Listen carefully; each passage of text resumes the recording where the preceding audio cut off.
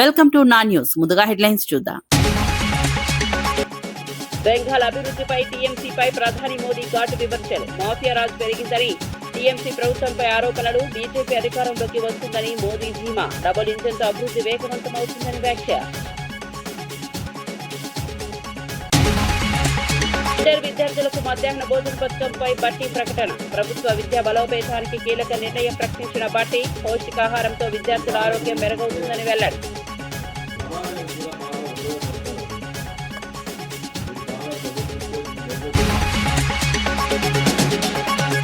జగన్పై అచ్చెన్నాయుడు సంచలన వ్యాఖ్యలు. వైఎస్ మరణ సమయంలో జగన్ ఎక్కడున్నారో చెప్పాలని ప్రశ్న. సీఎం పదవి కోసం తొందరపడ్డారని అచ్చెన్నాయుడు ఆరోపణలు.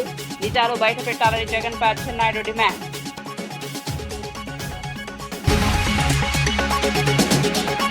హరీష్రావుపై భూ కబ్జాల ఆరోపణలతో మెట్టుసాయి విమర్శలు. 10,000 నుంచి కోట్లకు ఎలా ఎదిగారో చెప్పాలని సవాల్. మెదక్ జిల్లాలో భూదోపిడీ చేశారని ఘాటు ఆరోపణలు వెల్లడి. ఈసులు చెప్పే అర్హత లేదని హరీష్ పై మెట్టుసాయి వ్యాఖ్య.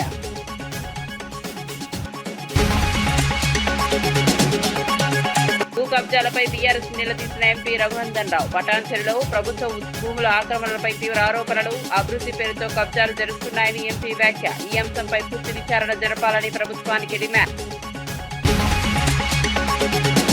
తెలంగాణలో ప్రభుత్వ విద్యను బలోపేతం చేసే దిశగా డిప్యూటీ సీఎం బట్టి విక్రమార్క కీలక నిర్ణయాలు తీసుకున్నారు.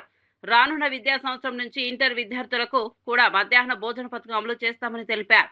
పౌష్టికాహారంతో పాటు రవాణా సౌకర్యాలు కూడా కల్పించనున్నట్లు చెప్పారు. ఖమ్మం జిల్లా బోనకల్లో జరిగిన కార్యక్రమంలో ఆయన ఈ ప్రకటన చేశారు. ప్రభుత్వ పాఠశాలను ప్రైవేటుకు పోటీగా తీర్చిదిద్దడమే లక్ష్యమని పేర్కొన్నారు. విద్యార్థుల ఆరోగ్యం, హాజరు శాతం పెరగడానికి పథకం ఉపయోగపడుతుందని తెలిపారు. ముఖ్యంగా విద్యపైన దృష్టి సారించి పెద్ద ఎత్తున మన మానవ వనరులు ఈ రాష్ట్రంలో పుట్టిన ప్రతి బిడ్డ బాగా చదువుకోవాలి. ఆర్థిక పరమైనటువంటి వసతులు లేక నేను పాఠశాల పోలేకపోయానే, లేకపోతే ఇంగ్లీష్ మీడియం చదువుకోలేకపోయానే, లేకపోతే నేను ఇంకా కార్పొరేట్ స్థాయిలో ఉన్నటువంటి బడిలో చదువుకోలేకపోయానే, భవిష్యత్తులో ఇంకా నేను మా తల్లిదండ్రులు నాకు ఆర్థికంగా సహాయం చేస్తే ఇంకా పెద్ద పెద్ద చదువుకునేవాడిని, అది చదువుకోలేకపోయానే అనేటువంటి బాధ ఈ రాష్ట్రంలో పుట్టిన ఏ బిడ్డకి ఉండకూడదు అనేటువంటి ఆలోచనతోనే ఈరోజు రాష్ట్ర ప్రభుత్వం అనేక కార్యక్రమాలు తీసుకొని ముందుకు పోతా ఉన్నాం. వాటిలో ప్రధానంగా మీ అందరూ తెలిసిందే, ఈ శాఖ సాక్షాత్తు రాష్ట్ర ముఖ్యమంత్రి రేవంత్ రెడ్డి గారి నాయకత్వంలో ఉంది. ఈ శాఖ విద్యాశాఖ ప్రత్యేకంగా వారి దృష్టి సారించి ఆర్థిక శాఖ చూస్తున్న నాతో మాట్లాడారు. అలా మనం ఈ రాష్ట్రంలో పుట్టిన ప్రతి బిడ్డకి కావలసినంత విద్యను అందిద్దాం. దానికి కావలసినటువంటి వనరులు మీరు ఏ రకంగా సమకూరుస్తారో సమకూర్చండి. మనం పాలనలో ఏదో మన పాలకులాగా హోదాలుగా అనిపించడం కాదు, ప్రజల్ని భవిష్యత్ తరాలకు ఉపయోగపడేటువంటి అద్భుతమైన మానవ వనరులుగా మార్చడం కోసం ఒక కార్యక్రమం చేద్దామని చెప్పినప్పుడు నిజమే తెలంగాణ రాష్ట్ర ప్రజలు ఈ రాష్ట్రం బాగుపడాలని, ఈ రాష్ట్రం అభివృద్ధి చెందాలని, ప్రత్యేక రాష్ట్రం వస్తే ఇంకా మేము ఎదుగుతామనేటువంటి ఆశతో కోరి కొట్లాడి తెచ్చుకున్న రాష్ట్రంలో వనరులు ఉన్నాయి. కానీ ఆ వనరులు దేనికోసం ఖర్చు పెట్టాలో ఖర్చు పెట్టకుండా 10 ఏళ్ళు దోపిడీ గురి కావటం వల్ల అనుకున్నటువంటి అభివృద్ధిని సాధించలేకపోయాం. దీనికి సంబంధించి ప్రత్యేకంగా మనం ఈ ప్రభుత్వం ద్వారా సిపెక్ సర్వే చేస్తే ఆ సర్వేలో కూడా తెలిసింది ఏంటంటే విద్య ద్వారానే అభివృద్ధి సాధ్యం అవుతుందని చాలా స్పష్టంగా లెక్కలు చెప్తాం. అందుకోసం చాలా దృష్టి సారించాము. ఈరోజు రాష్ట్రంలో ఉన్నటువంటి ప్రతి బిడ్డ young India integrated residential school అంటే ఇంటర్నేషనల్ స్టాండర్డ్స్ లో మన రాష్ట్రంలో పుట్టినటువంటి పిల్లలు చదువుకునేటట్టుగా young India integrated residential schools ని రూపకల్పన చేశాం. ఈరోజు రాష్ట్ర వ్యాప్తంగా వైఎస్ మరణ సమయంలో జగన్ ఎక్కడ ఉన్నారో చెప్పాలని మంత్రి అచ్చెన్నాయుడు ప్రశ్నించారు. ఆచూకీ తెలియక ప్రజలు ఆందోళన చెందుతున్న సమయంలో సీఎం పదవి కోసం ప్రయత్నించడం సరికాదన్నారు. ఏం జరిగిందో స్పష్టత రాకముందే సంతకాల సేకరణ జరపాలనే ఆరోపణలు చేశారు. కులాలకు అతీతంగా, మతాలకు అతీతంగా రాజశేఖర రెడ్డి గారు హెలికాప్టర్ మిస్ అయ్యింది, ఏమయ్యారు, ఏం జరిగిందని చెప్పి అందరం ఆందోళన చెందుతున్నాం. ఈవెన్ మా పార్టీ అధ్యక్షులు కూడా చంద్రబాబు నాయుడు గారు ప్రత్యేకమైనటువంటి టెలికాన్ఫరెన్స్ తీసుకొని మీరు కూడా అన్వేషించండి, ఎక్కడైనా సరే సమాచారం దొరుకుతుందా, ఎక్కడైనా ఏమైనా ఇన్సిడెంట్ జరిగిందని చెప్పి చంద్రబాబు నాయుడు గారు కూడా ఆందోళన చెంది ఆయన యొక్క ఆసూకీ గురించి ఏ విధంగా ఆందోళన చెందామో ఇక్కడ చాలామంది పాత్రికేయులు ఉండుంటారు, చాలామందికి ఈ విషయం తెలుసుంటుంది. రాజశేఖర్ రెడ్డి గారు చనిపోయే సమయంలో నువ్వు ఎక్కడున్నావో చెప్పవలసినటువంటి బాధ్యత నీకుంది. ఆ సమయంలో ఇతర రాష్ట్రాల్లో నువ్వు ఉండవలసినటువంటి అవసరం ఏమొచ్చిందని చెప్పి నేను అడుగుతున్నాను.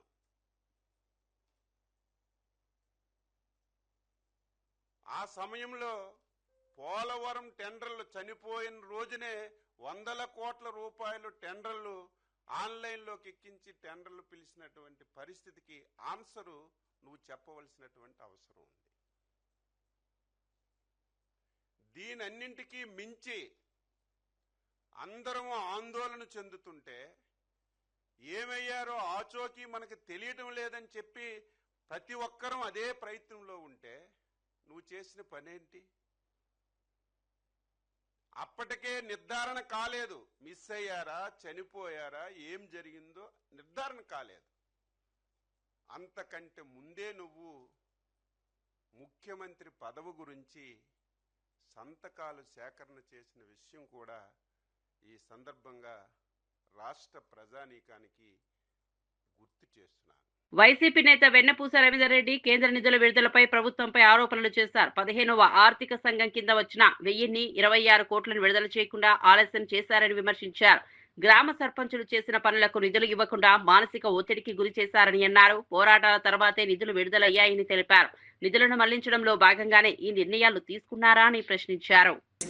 ఆ నిధులన్నింటినీ కూడా తొక్కి పెట్టినటువంటి రాష్ట్ర ప్రభుత్వం వైఎస్ఆర్ కాంగ్రెస్ పార్టీ ఆధ్వర్యంలో పంచాయతీరాజ్ విభాగం తరపున అనేక రకాల విజ్ఞప్తులు, ధర్నాలు చేస్తే రిలీజ్ చేసినటువంటి ఆ డబ్బును ఏదైతే గ్రామాల్లో సర్పంచులు మౌలిక సదుపాయాల కల్పన కోసం డ్రింకింగ్ వాటర్ కావచ్చు, శానిటైజేషన్ కావచ్చు, ఇట్లా అనేక రకాలైనటువంటి గ్రామాల్లో కనీస సౌకర్యాల కల్పన కోసం ఖర్చు చేసినటువంటి డబ్బును వాస్తవంగా వాళ్ళ హక్కు చేసినటువంటి ఎవరైతే సర్పంచులు చేయించింటారో కాంట్రాక్టర్ ద్వారా ఆ డబ్బు రిలీజ్ చేయాల్సినటువంటి డబ్బును రాష్ట్ర ప్రభుత్వం ఎంపీడీఓల ద్వారా, డిప్యూటీ ఎంపీడీఓల ద్వారా, పంచాయత్ సెక్రటరీల ద్వారా అనేక రకాలైనటువంటి ఒత్తిళ్లకు గురి చేసి ఎక్కడ కూడా చిల్లి గవ్వ కూడా డ్రా చేయనీకోకుండా సర్పంచులకు మానసిక క్షోభకు గురి చేసినటువంటి ప్రభుత్వం ఈ కూటమి ప్రభుత్వం అని చెప్పి ఈ సందర్భంగా నేను గుర్తు చేస్తా ఉన్నా. ఏమయ్యా, రాష్ట్ర ప్రభుత్వం ఏమైనా తన అబ్బ గంట? రాష్ట్ర ప్రభుత్వం ఎక్కడైనా ఒక చిల్లి గవ్వ రిలీజ్ చేసిందా?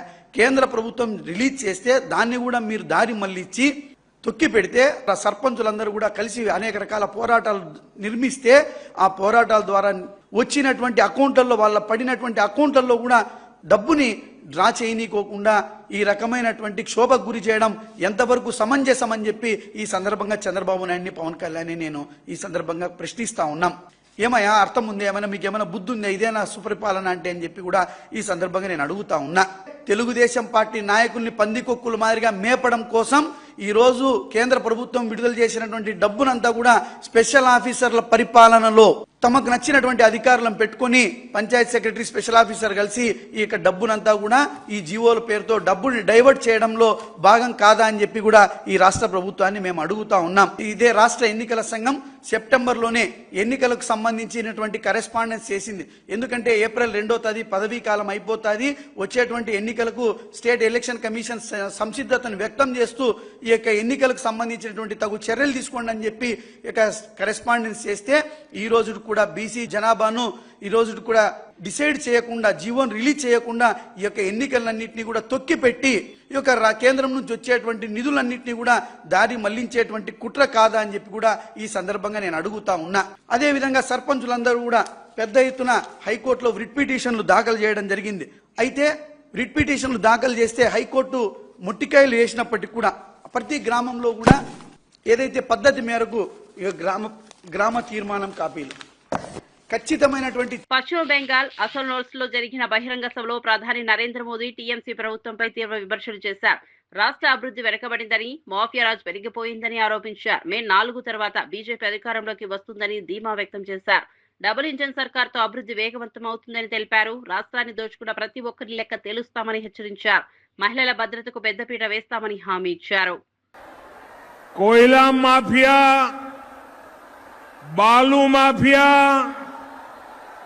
भू माफिया, ये सब इस पूरे इलाके पर बोझ बन गए हैं। बंगाली मानुष इससे परेशान है। साथियों, आसनसोल और दुर्गापुर का ये पूरा इलाका जो कभी बंगाली नहीं, पूरे देश के औद्योगिक विकास का बड़ा केंद्र था। साइकिल से लेकर रेल तक, पेपर से लेकर स्टील तक, एल्यूमिनियम से लेकर ग्लास तक, यहां कारखानों की लंबी चेन थी। पूरे देश से लोग यहां काम करने आते थे। लेकिन आज यहां उद्योगों का लगातार पलायन हो रहा है। यहां के युवाओं को घर छोड़कर बाहर जाना पड़ रहा है।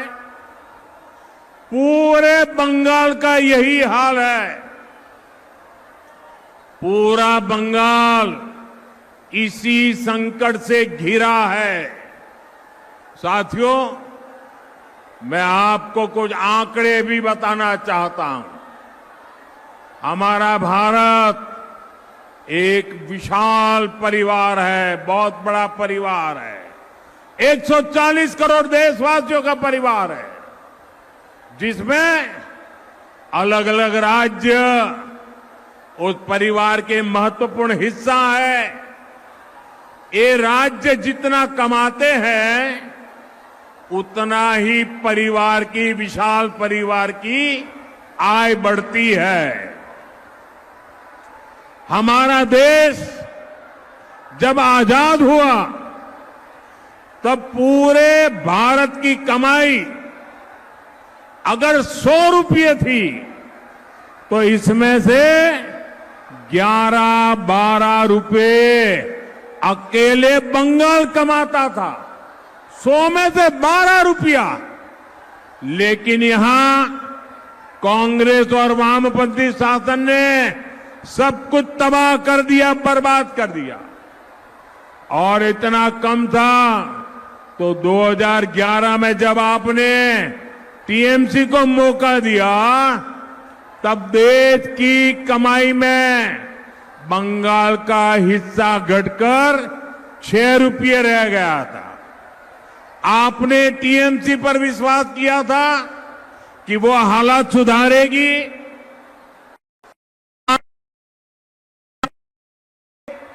लेकिन टीएमसी ने तो बंगाल के साथ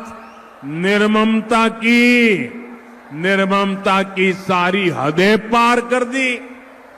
और आज क्या हालत है? आज अगर देश 100 रुपये कमाता है, तो बंगाल का योगदान सिर्फ 5-5.5 रुपये रह गया है। कभी 12 रुपया 100 में से, आज 5 रुपया 100 में से। साथियों, एक आम बंगाली, इसकी आमदनी लगातार कम हो रही है। Kamalapuram YCP in-charge Narendra Ramanjulareddy media అధినేత రాధాకృష్ణపై తీవ్ర వ్యాఖ్యలు చేశారు. మహిళలపై చేసిన వ్యాఖ్యలకు క్షమాపణ చెప్పాలని డిమాండ్ చేశారు. ఇప్పటికైనా క్షమాపణ చెప్పకపోతే తీవ్రంగా స్పందిస్తామని హెచ్చరించారు. ఇలాంటి వ్యాఖ్యలు సమాజంలో అసహనం పెంచుతాయని అన్నారు. మహిళల గౌరవాన్ని కించపరచడం సరికాదని మండిపడ్డారు. బాధ్యతాయుతంగా వ్యవహరించాలని సూచించారు.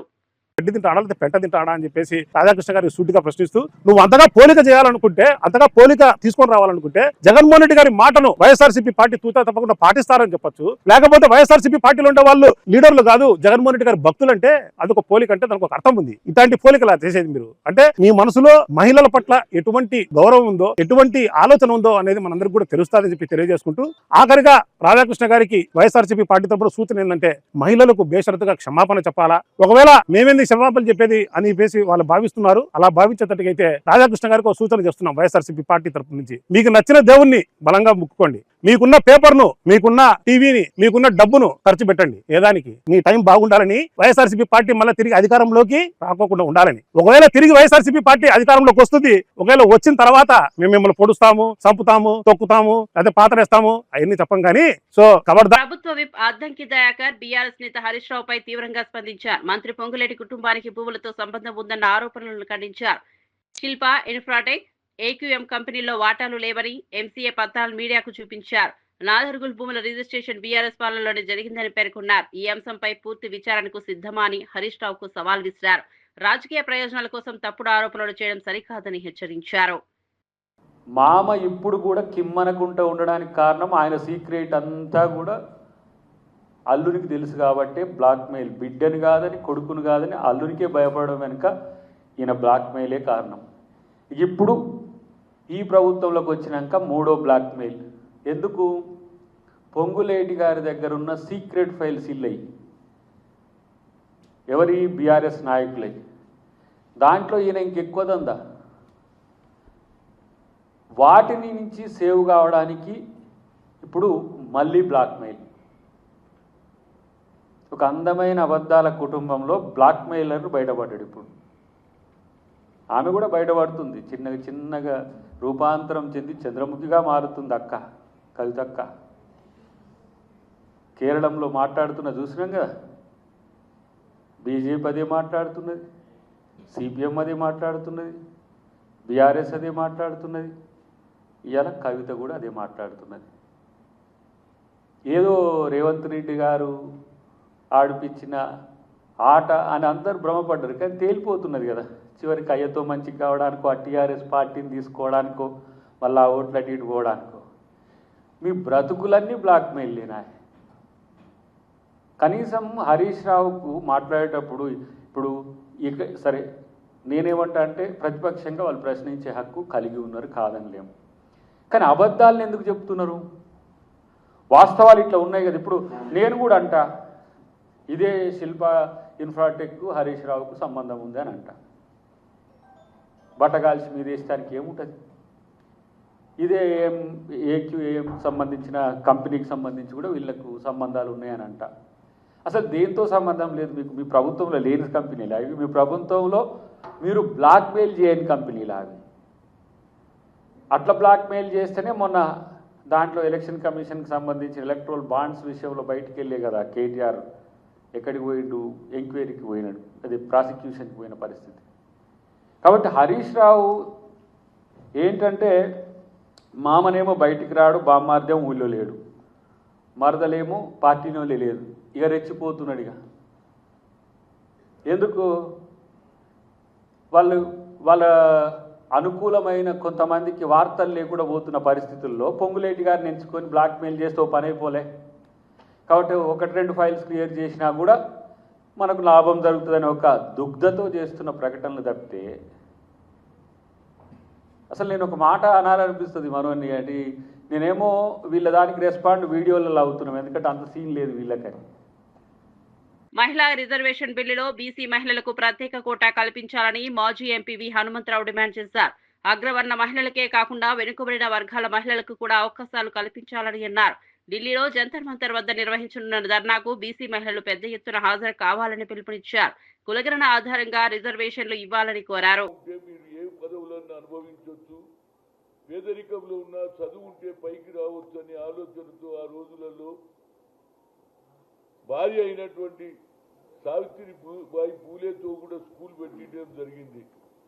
అది రాను రాను గతం ఆయన చేసినటువంటి ఆలోచనను బాబాసాహెబ్ అంబేద్కర్ చదువుకొని బ్యారిస్టర్ అయ్యి దేశానికి రాజ్యాంగం రాశాడు. మన భారతదేశ స్వాతంత్రం వచ్చిన తర్వాత ఆనాడు ఉన్నటువంటి బ్రిటిష్ వారి పరిపాలన ఉన్నటువంటి రాజ్యాంగం ఉండే. కానీ మన దేశంలో అన్ని మతాల వారు, అన్ని కులాల వారు, అన్ని భాషలు ఉన్నాయి కనుక మన దేశానికి రాజ్యాంగం ఎవరు రాస్తారని ఆలోచన చేస్తే ఆనాడు మహాత్మా గాంధీ, పండిట్ జవహర్లాల్ నెహ్రూ, సర్దార్ వల్లభాయ్ పటేల్, మౌలానా గారు కలుపు కాలిన వాడు, పేదరికంలోకి వెళ్ళి వచ్చిన వాడే నిజమైన ఏదైతే కాన్స్టిట్యూషన్ రాస్తాడు, సంవిధానం రాస్తాడని ఆలోచన చేసి ఆయనకు అవకాశం ఇచ్చారు. ఇవాళ ఏదైతే నరేంద్ర మోడీ గారికి గతంలో నేను ఓబీసీ ఎంపీస్ కన్వీనర్గా 3 సార్లు కలిసా. ప్రతిసారి ఒకటే చెప్పిన మా జనాభా ఎక్కువ ఉన్నదండి, మాకు ఒక సెపరేట్ మినిస్ట్రీ ఇవ్వాలి. అదే కాకుండా ఎప్పుడో 1931లో ఎప్పుడో కులగన జరిగింది, ఆ తర్వాత జనగణ కులగన కూడా జరిగింది. కానీ ఇప్పటి వరకు మాకు న్యాయం జరుగుతలేదు. ఎట్టి పరిస్థితుల్లో క్యాస్ట్ వైజ్ సెన్సస్ చేయాలని నేను పట్టుదలతో అడిగినా ఆ రోజులలో Rajnath Singh being a home minister అన్నాడు, నేను తప్పనిసరిగా చేస్తాను. 2008లో at the time I was a member of parliament, అదేవిధంగా ఓబీసీ ఎంపీస్ కన్వీనర్గా నేను నిజమే అనుకున్నా. కానీ ఇంతవరకు జరగలేదు. కానీ ఇవాళ రాహుల్ గాంధీ గారు కన్యాకుమారి నుంచి కశ్మీర్ వరకు పాదయాత్ర చేసి 4500 కిలోమీటర్లు నడిచిన తర్వాత రైతులను, నిరుద్యోగులను, అట్టడుగున్న ప్రజానికాన్ని అందరినీ కలిసి వాళ్ళ బాధలు తెచ్చుకొని ఒకటే అన్నాడు, నేను గతంలో కేవలం ఎస్సీ ఎస్టీలకి అన్యాయం జరుగుతుంది, కానీ వీరికంటే ఎక్కువ బడుగు బలైన వర్గాలలో బిలో పావర్టీ వారికి చాలా అన్యాయం జరుగుతుంది. కానీ ఆయనకు ఒక స్లోగన్ ఇచ్చే, we come to the power, we'll conduct caste wise census, జితనా హిస్సేదారీ ఉత్తి బాగి according to their population wise we'll give reservation అన్నాడు. అప్పుడు అందరికి మేలుకొల్పు వచ్చింది. ఒక అగ్ర కులాల్లో పుట్టినటువంటి రాహుల్ గాంధీ ఇందిరాగాంధీ మనవుడుగా. సంగారెడ్డి జిల్లా పటాన్చెరులో భూ కబ్జాలపై ఎంపీ రఘునందన్ రావు తీవ్ర విమర్శలు చేశారు. నేషనల్ హైవే విస్తరణ పనుల్లో భాగంగా సర్వే నంబర్ 428లో 2018 గుంటల భూమిని కబ్జా చేయడానికి ప్రయత్నాలు జరుగుతున్నాయని తెలిపారు. బీఆర్ఎస్ పాలనలో ప్రభుత్వ భూములు ఆక్రమించబడ్డాయని ఆరోపించారు. కబ్జాదారులకు అభివృద్ధి పనులతో సంబంధం లేదని స్పష్టం చేశారు. క్లాస్ రూములు 5th క్లాస్ ఏడుంది, 6th క్లాస్ ఏడుంది, క్లాస్ రూములతో సహా ఏ రూములో ఏ క్లాసు నడుస్తుంది కూడా ఇంత డీటెయిల్గా ఎగ్జామినేషన్ తోటి పంచనామా చేసి అప్పుడు ఉన్నటువంటి రెవెన్యూ అధికారులు ఇచ్చినటువంటి మ్యాపింగ్. ఇప్పుడు వీటన్నింటినీ కూలగొట్టిరు. ఒకవేళ నిజంగా బిల్డింగ్స్ పనికిరాదు అని ఎవరైనా ఇంజనీర్ చెప్తే సౌండ్నెస్ సర్టిఫికేట్ తీసుకొని పగలు కూలగొట్టుంది.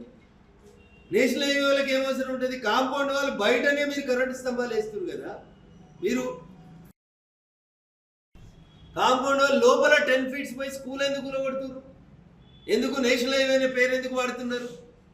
అంటే ఇక్కడ రోడ్డు మీద పని నడుస్తుంది కాబట్టి ఏ జరిగినా వాళ్ళ ఖాతాలోనే నూకేద్దామని కబ్జా చేద్దాం అనుకున్నటువంటి కొంతమంది వ్యక్తులు చేసినటువంటి కుట్రగా దీన్ని చూస్తూ ఉన్నాం. మేము 3, 3, 6, 3, 9, 10, 13 గుడిసెలు ఉన్నాయి ఇక్కడ మొత్తం.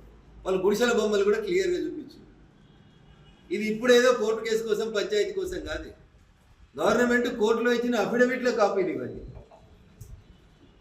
13 గుడిసెలు ఉన్నట్టు ఇక్కడ డిమార్కెట్ చేసి కూడా చూపించింది. కాబట్టి దయచేసి మీడియా మిత్రులకు కూడా మా విజ్ఞప్తి, భారత ప్రభుత్వానికి, నేషనల్ హైవే డిపార్ట్మెంట్కి ఈ కూల్చివేతలకి సంబంధం లేదు. ఒకవేళ ఉంటే, మళ్ళీ చెప్తున్నా, ఒకవేళ ఉంటే లోకల్ సిట్టింగ్ ఎంపీగా నేషనల్ హైవే అధికారుల మీద కూడా కేసులు పెట్టమని చెప్పి నేనే జిల్లా కలెక్టర్ గారికి, జిల్లా ఎస్పీ గారికి రాతపూర్వకమైనటువంటి కంప్లైంట్ ఇస్తాను. మాజీ మంత్రి హరీష్ రావు ప్రభుత్వంపై తీవ్ర ఆరోపణలు చేశారు. మంత్రి పొంగులేటి చేసిన వ్యాఖ్యలతో అవినీతి వ్యవహారాలు బయటపడ్డాయని అన్నారు. సీఎం రేవంత్ రెడ్డి, బట్టి విక్రమార్క, జూపల్లి కృష్ణారావులపై కూడా ప్రశ్నలు లేవనెత్తారు. ప్రభుత్వంలో అవినీతి విస్తరించిందని విమర్శించారు. ప్రజల ముందు నిజాలు బయట పెడుతున్నామని తెలిపారు. పారదర్శకతతో వ్యవహరించాలని ప్రభుత్వాన్ని డిమాండ్ చేశారు. చూస్తా ఉంటే, ఆయన బూతులు మాట్లాడే విధానం చూస్తా ఉంటే ఎంత డిఫెన్స్ లో పడ్డాడో స్పష్టంగా రాష్ట్ర ప్రజలకు అర్థమైంది. సరకు లేనప్పుడు, సమాధానం లేనప్పుడు తిట్లకు ఎత్తుకుంటారు. నిన్న ఆయన చెప్పిన కథలు, ఆయన మాట్లాడినటువంటి భాష, ఆయన బాడీ లాంగ్వేజ్, ఆయన ఎంత డిఫెన్స్ లో పడ్డాడో రాష్ట్ర ప్రజలందరూ కూడా గమనించారు. సమాధానం లేదు గనుకనే నువ్వు తిట్ల రాగాన్ని అందుకున్నావు. ఇలా ఈ పొగరులేటి ఒక రాష్ట్ర మంత్రిగా కాకుండా రాఘవ కన్స్ట్రక్షన్ అధినేతగా మాట్లాడినట్టుగా ఆయన మాటలు ఉన్నాయి. ఎంతసేపు సంస్థను కాపాడుకోవాలి, కొడుకును కాపాడుకోవాలి, గొంతు జించుకోనో, తిట్లదండం అందుకోనో, పిట్టకథలు చెప్పో దాని నుంచి బయటపడాలనే ప్రయత్నం తాపత్రయపడ్డట్టుగా స్పష్టంగా కనబడ్డది. ఆయన ఎంత ఆయాసపడ్డాడో మనం చూసాం. చాలా ఆయాసపడ్డాడు. అంటే నేనొక్కడే అవినీతి పరుణ్ణి కాదు, నా సహచర మంత్రులందరూ కూడా అవినీతి పరులే అని పాపం వాళ్ళందరినీ కూడా తన కంటిన బురద వాళ్ళందరికీ అంటించే ప్రయత్నం చేశాడు. జూపల్లి కృష్ణారావు గారి కుంభకోణాన్ని ఆయనే బయట పెట్టాడు. ముఖ్యమంత్రి కుటుంబ సభ్యుల టెండర్ల కుంభకోణాన్ని ఆయనే బయట పెట్టుకున్నాడు. బట్టి విక్రమార్క గారి ఆర్థిక శాఖలో బిల్లులు ఇయ్యడానికి పర్సంటేజీల కుంభకోణాన్ని ఆయనే గుర్తు చేశాడు. అంటే ఈ రాష్ట్రంలో జరుగుతున్న అవినీతి కుంభకోణాల చిట్టా చదివి అరే నన్ను ఒక్కనే కాదు నా చుట్టూ ఉండే మంత్రుల కుంభకోణాలను కూడా రాష్ట్ర ప్రజలకు చెప్పే ప్రయత్నం చేసినాడు. అంటే ఆయన తాపత్రయము, ఆయన ఎన్ఎస్యుఏ ఆవిర్భావ దినోత్సవం సందర్భంగా మంత్రి పొన్నం ప్రభాకర్ విద్యార్థి నాయకులకు శుభాకాంక్షలు తెలిపారు. రాజకీయాల్లో ఎదగాలనుకున్న యువతకు ఎన్ఎస్యుఐ దిక్సూచిగా నిలుస్తుందని పేర్కొన్నారు. విద్యార్థి ఉద్యమాల సమాజంలో మార్పుకు దోహదం చేస్తున్నాయని అన్నారు. కార్యకర్తలు ప్రజలకు చేరువుగా ఉండి సమస్యల పరిష్కారంలో ముందుండాలని సూచించారు. యువత రాజకీయాల్లో చురుగ్గా పాల్గొనాలని పిలుపునిచ్చారు. నాయకత్వ లక్షణాలు పెంపొందించుకోవాలని సూచించారు. విద్యార్థి సంఘాలు ప్రజాస్వామ్య బలోపేతానికి కీలకమని తెలిపారు. నా హృదయపూర్వక శుభాకాంక్షలు. మీ Ponnam Prabhakar. Fisheries corporation chairman Mettu Sai Kumar BRS నేత హరీష్ రావుపై తీవ్ర ఆరోపణలు చేశారు. 10,000కు గతి లేని వ్యక్తి 10,000 కోట్లకు ఎలా ఎదగాలో చెప్పాలని ప్రశ్నించారు. ఉమ్మడి మెదక్ జిల్లాలో భూ కబ్జాలకు పాల్పడ్డారని ఆరోపించారు. భూ బకాసురులుగా వ్యవహరించిన వ్యక్తి ఇప్పుడు నీతులు మాట్లాడడం ఆశ్చర్యకరమన్నారు. కాంగ్రెస్ ప్రభుత్వం సీఎం రేవంత్ రెడ్డిపై విమర్శించే అర్హత హరీష్ కు లేదని స్పష్టం చేశారు. ప్రజలను తప్పుదోవ పట్టించే ప్రయత్నాలు చేస్తున్నారని మండిపడ్డారు. కోట్ల రూపాయలకు పడగలెత్తిండో సిద్దిపేట ప్రజలకు తెలియాలి. సిద్దిపేట ప్రజలకు రక్తాన్ని తాగి అటు పటాన్చేరులో, అటు సదాశివపేటలో, అటు జహీరాబాద్ లో, ఇటు నారాయణఖేట్లో, ఇటు రామాయణపేటలో, అటు నర్సాపూర్లో, అటు సిద్దిపేటలో, ఆ చుట్టుపక్కల ఉన్నటువంటి దుబ్బాకలో, ఉమ్మడి మెదక్ జిల్లాలో హరీష్ రావు అరాచకాలు అన్ని కావు. 10 సంవత్సరాలు భూ బకాసునిలాగా, రక్తం తాగే రాక్షసునిలాగా, డబ్బు మదం పట్టిన ఒక దుర్మార్గునిలాగా 10 సంవత్సరాలు. వరంగల్ విమానాశ్రయానికి 3 నెలల్లో శంకుస్థాపన చేస్తామని కేంద్ర మంత్రి రామ్మోహన్ నాయుడు తెలిపారు. ఆదిలాబాద్ లో డిఫెన్స్ ఎయిర్పోర్ట్ అభివృద్ధి కూడా జరుగుతోందని వెల్లడించారు. సివిల్ ఏవియేషన్ కోసం ప్రత్యేక టెర్మినల్ నిర్మించనున్నారు. ఏప్రిల్ 17న ఓఎల్ఎస్ సర్వే అనంతరం పూర్తి ప్రణాళిక సిద్ధమవుతుందని చెప్పారు. రాష్ట్ర ప్రభుత్వం అవసరమైన భూమిని కేటాయించాల్సి ఉందని పేర్కొన్నారు. ఈ ప్రాజెక్టులతో ఉత్తర తెలంగాణలో అభివృద్ధి వేగవంతమవుతుందని తెలిపారు. ఎయిర్పోర్ట్ అథారిటీ ఆఫ్ ఇండియా తరపునే ఒక నిర్ణయం తీసుకుని ఒక బ్రహ్మాండమైనటువంటి ఎయిర్పోర్ట్ అక్కడ నిర్మించాలని దానికి కూడా అడుగులు ముందుకు వేస్తున్నాం. మరొక 3 నెలల్లో దానికి ఫౌండేషన్ స్టోన్ కూడా వేసే విధంగా చర్యలు కూడా ఈ రోజు చేపట్టారు. ఆదిలాబాద్ లో ఎయిర్పోర్ట్ నిర్మించాలనంటే సుమారు ఎయిర్ బస్ కి సరిపోయేటట్టు ఒక రన్వే నిర్మించాలనంటే ఒక 430 ఎకరాల వరకు భూమి తాలూకా ఆవశ్యకత అక్కడ ఉంది. సో ఈ యొక్క రిక్వెస్ట్ ని మేము స్టేట్ గవర్నమెంట్ కూడా పంపించాం. ఒక పక్కన స్టేట్ గవర్నమెంట్ కి ల్యాండ్ తాలూకా రిక్వెస్ట్ కూడా పెడుతూనే డిఫెన్స్ తాలూకా ఇన్వాల్వ్మెంట్ వాళ్ళ సైడ్ నుంచి, ఎందుకనంటే డిఫెన్స్ ఎప్పుడు కూడా చాలా స్ట్రాటజీతో ఉన్నటువంటి ఒక మినిస్ట్రీ కాబట్టి వాళ్ళు కూడా ఆదిలాబాద్ తాలూకా సైట్ ఇంపార్టెన్స్ కూడా వాళ్ళు తెలియజేయడంతో ఆ ఎయిర్పోర్ట్ లో ట్రైనింగ్ ఫెసిలిటీ డిఫెన్స్ కి సంబంధించి ఏర్పాటు చేసుకుని ఆ ఎయిర్పోర్ట్ ని వాళ్ళే డెవలప్ చేసి ఏదైతే సివిల్ ఆపరేషన్స్ కావాల్సినటువంటిది ఉందో వాళ్ళకి సివిల్ ఎంక్లేవ్ నిర్మించుకోవడానికి ఒక అవకాశం కల్పిస్తున్నట్టు ఆ యూజర్ అగ్రిమెంట్ లో కూడా ఈ రకంగా చేద్దామని ఒక మంచి ప్రపోజల్ మరి రాజ్నాథ్ సింగ్ గారు మాకు తెలియజేయడం జరిగింది. చాలా సంతోషం. ఎందుకనంటే ఇందులో 3 తాలూకు ఇన్వాల్వ్మెంట్ కూడా చాలా ప్రాముఖ్యత కలిగింది.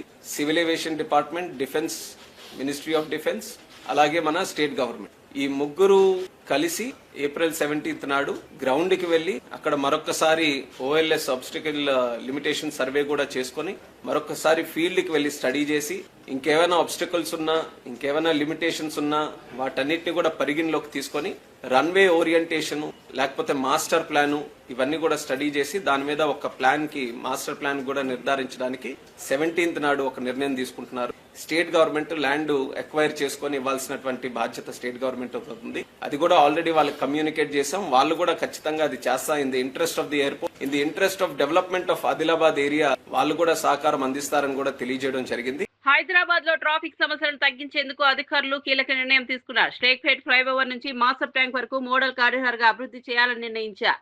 సజ్జన జీహెచ్ఎంసీ కమిషనర్ కర్ణన్ స్వయంగా బస్సులో ప్రయాణిస్తూ ట్రాఫిక్ సమస్యలను పరిశీలించారు. బాటిల్ నెక్ పాయింట్లను గుర్తించి తక్షణ చర్యలు తీసుకోవాలని అధికారులకు ఆదేశించారు. వాహనాల రాకపోకలు సాఫీగా సాగేందుకు కొత్త ప్రణాళికలు సిద్ధం చేస్తున్నారు. ఈ ప్రాజెక్ట్ పూర్తయితే నగర ట్రాఫిక్ సమస్యలు తగ్గుతాయని భావిస్తున్నారు. Hyderabad city police team officers అట్లానే జిహెచ్ఎంసీ ఆఫీషియల్స్ కన్సర్న్ ఆఫీసర్స్ అందరూ కూడా కలిసి షేక్పేట నుంచి దాదాపు 2 గంటల రోడ్ పైన ఉండి ఎక్కడెక్కడ మనకు ఆబ్స్టకల్స్ ఉన్నాం, ఎక్కడెక్కడ మనము పని చేయవచ్చు, ఎక్కడెక్కడ మనం స్ట్రీమ్లైన్ చేసే పైన మనము చాలా విషయపైన మనము డిస్కస్ చేయడం జరిగింది. అక్కడ కమిషనర్ గారు కూడా ఇమీడియట్లీ కన్సర్న్ డిపార్ట్మెంట్స్ కూడా ఆదేశం ఇవ్వడం జరిగింది. సో అటు ఒక ట్రాఫిక్ని డిసిప్లిన్ చేయడము, అట్లానే వచ్చే వారం నుంచి ఇక్కడ ఈ యొక్క హెచ్సిటీ వర్క్స్ ఉంది. లాస్ట్ టైం కూడా సండే కూడా మనము 1 వే చేయడం జరిగింది, బాగా సక్సెస్ కావడం జరిగింది. మంచి పబ్లిక్ నుంచి కూడా మంచి స్పందన రావడం జరిగింది. దాన్ని దృష్టిలో పెట్టుకొని ఎక్కడెక్కడ కొన్ని వర్క్స్ చేయాలి దానిపైన కూడా ఇక్కడ కమిషనర్ గారు, మనము, మన joint CP traffic Joel plus DCP traffic Kajal అందరు కూడా కలిసి మనము అట్లానే అడిషనల్ కమిషనర్ ప్రియాంక వచ్చి మనం అందరూ కూడా ఇన్స్పెక్ట్ చేయడం జరిగింది. ఐ థింక్ వచ్చే రోజు మనం ఈ ఒక ఏమేమి సివిల్ వర్క్స్ ఉన్నా కంప్లీట్ చేసి వచ్చే వారం నుంచి ఈ ఒక కేబీఆర్ పార్క్ చుట్టూ 1 వే చేయడానికి కూడా మనము ప్రయత్నం కూడా చేయడం జరుగుతుంది. సో మనం ఇట్లానే ఇంకోటి ఏరియాలు కూడా వచ్చే వారము ఈ మన్సూన్ వచ్చే లోపల అన్ని చోట్ల కూడా ఎక్కడెక్కడ మనము ఈ ఒక మన్సూన్ వర్క్స్ చేసుకోవడం కానీ ట్రాఫిక్ డిసిప్లిన్ చేయడానికి జిహెచ్ఎంసీ ఆఫీషియల్స్ మనము చర్య తీసుకోవడం జరుగుతుంది.